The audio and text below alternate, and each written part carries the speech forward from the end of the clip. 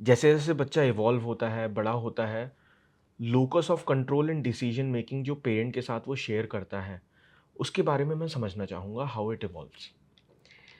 जैसे मैंने कहा कि बचपन से ही हमें थोड़ा-सा ये अलाउ करना चाहिए बच्चे को डिसाइड करने में। जैसे हम छोटी-सी चीज़ है कि कपड़े वो अ, पार्टी क्लोथ्स भी घर में पहनने लग जाते हैं। So it is up to you कि आप उसको सेग्रीगेट करके रखेंगे, this is allowed, this is not allowed. Not right and wrong but it is allowed, this is not allowed. Similarly छोटी-छोटी चीज़ों में बच्चे अपनी डिसीज़न खुद लेने लग जाते हैं कि मुझे कौन-सी गेम में जाना है, मुझे किससे बात करनी है, मुझे पढ़ाई में क्या सब्जेक्ट अच्छा लगता है।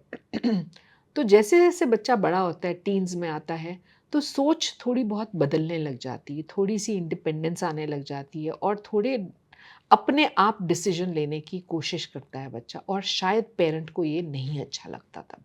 क्योंकि अब तक तो parent was deciding everything for the child. इसीलिए इस स्टेज पे हमें थोड़ा अलाउ करना चाहिए क्योंकि कुछ प्राइवेसी चाहिए होती है बच्चों को।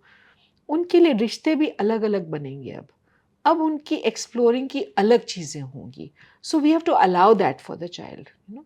तभी वो कंट्रोल फैक्टर आएगा बच्चे के अंदर, तभी वो थोड़ी-सी रिस्पॉन्सिबल बिहेवियर भी करेगा। आप अलाउ नहीं करेंगे तो नहीं हो पाएगा। Right, right. अ, मैम, एक चीज़ होती है कि जब एल्डर चाइल्ड होता है, फिर यंग चाइल्ड होता है, मतलब सबसे छोटा, सबसे हुँ, बड़ा। हुँ, एक एल्डर चाइल्ड सिंड्रोम होता है और हुँ, एक चीज़ होती है कि the eldest has to take a lot of responsibility. Hmm, parents का बायस भी आता है कि जो सबसे छोटा होता है उसके लिए सबसे ज़्यादा प्यार भी होता है। हुँ। मैं ये सारी चीज़ें भी समझना चाहूँगा आपसे, और कैसे ये चीज़ें मतलब थ्रू आउट रहती हैं even when they grow up. बहुत बढ़िया आपने बोला, इस पे तो बहुत रिसर्च हुआ है, हर कल्चर में और हर first born and second born and the last born, you know, yes. There is always a lot of research on it. So yes कि फर्स्ट बॉर्न के ऊपर काफ़ी रिस्पॉन्सिबिलिटी रहती है, ख़ासकर कि जब सेकंड चाइल्ड आता है तो हम हमेशा बोलते हैं, "तुम बड़े हो, तुम समझ लो, तुम बड़े हो, उसको दे दो, तुम बड़े हो, तुम इसका ध्यान रखो।" सो हम छोटे से ही उसके दिमाग में बैगेज डालने लग जाते हैं, उसको ये बोलने लग जाते हैं कि तुम तो बड़े हो गए हो। तो वो बड़ा वाला उसके ऊपर वैसे ही बहुत सारा बैगेज आ जाता है।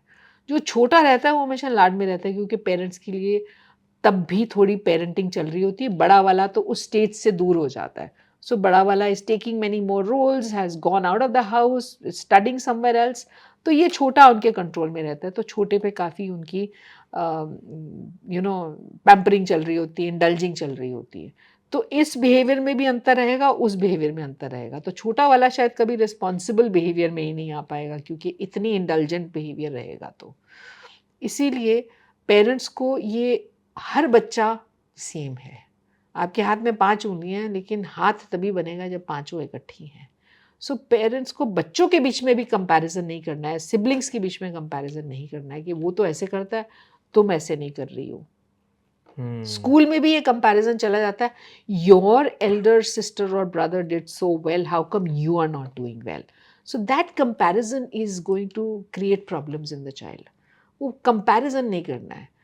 हर बच्चा अलग है, हर एक में कुछ गुण हैं और कुछ स्ट्रेंथ्स हैं। एक बच्चा शायद मैथ में बहुत अच्छा है और एक बच्चा शायद लैंग्वेजेज़ में बहुत अच्छा है।